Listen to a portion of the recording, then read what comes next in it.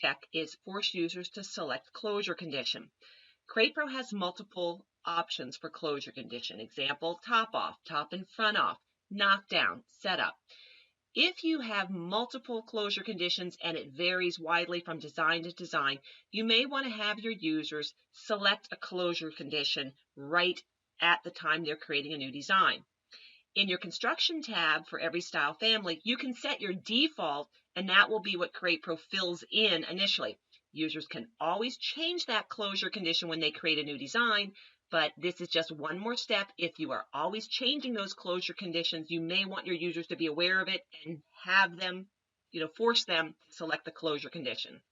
And place skids on edge and place rub strips on edge. If it's a squared material, this does not apply, such as a 4x4. But let's say your skid, which is also a runner, is a 2x4 or anything that is a non-squared material. Most commonly, if you are using something that's not squared, do you place it on edge or do you place it flat? Decide what is most common, and then if it is on edge, check the box. If most commonly you're using a non-squared material, is it flat?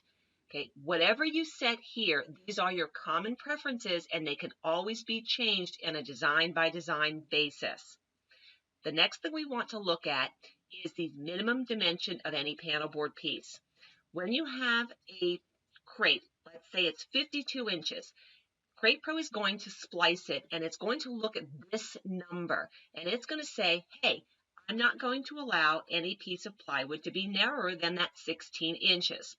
So let's say it's 52 inches. You've got a 48 by 96 piece of plywood. It's going to take that first one and say, ooh, I need 4 more inches, but my minimum is 16. Therefore, I am going to reduce my first piece so that my second piece is going to be that full 16 inches. You can set this down to 0 if you're going to go ahead and manage that on your own. If you're doing any mil-spec, you may have to bring it up to 24 inches.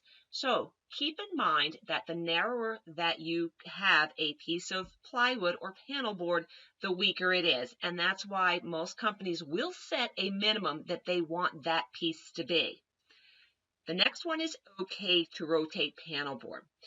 If you are doing mil-spec, it is traditionally written in the standard that your plywood will run where the grain is running in one direction, and that basically is vertically pieces or even a single piece, and it would fit better to rotate it instead of 48 by 96 to 96 by 48.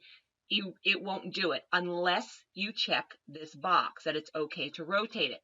So CratePro will calculate your splicing based on the grain needing to be in one direction, a 48 by 96 piece, or if you say it's okay, I'll rotate the panel board on that example I gave you of 52 inches, it might turn that plywood, again, depending on the other dimensions, to make it a 96 by 48 calculation.